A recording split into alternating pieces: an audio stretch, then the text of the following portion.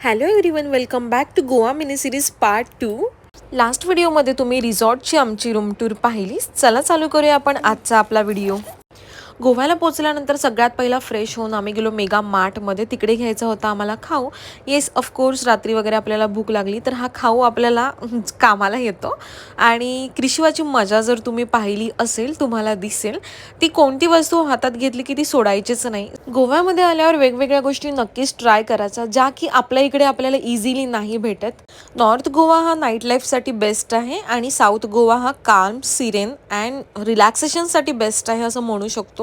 तर सगळं सामान घेऊन झाल्यानंतर आम्ही फायनली बिल केलं आणि आम्ही निघालो आमच्या रिसॉर्टकडे पुन्हा, कारण की आम्हाला पुन्हा यायचं होतं बाहेर.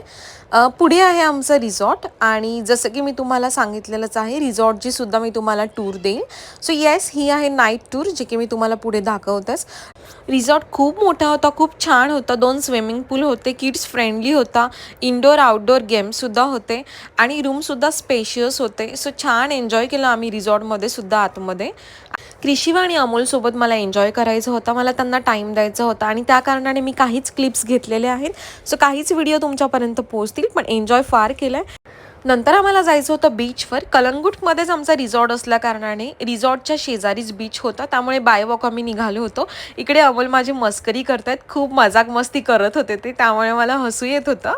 बीचवर आम्ही पोहोचलो.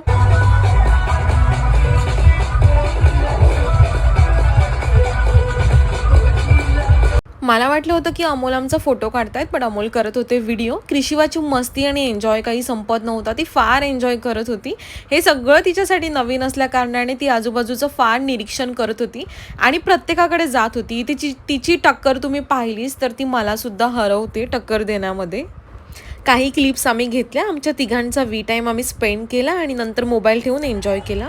लवकरच बीचकडून निघालो आम्ही रिसॉर्टकडे बाय वॉक आणि पुढे कृषीवाची पुन्हा एकदा धमाल चालू होती. ती बाबाच्या खांद्यावर बसायलाच मागत नव्हती, त्यामुळे बाबाने तिला असं घेतलं. ऑनियन पोटॅटो पाहिजे का कोणाला? Anyone want onion potato?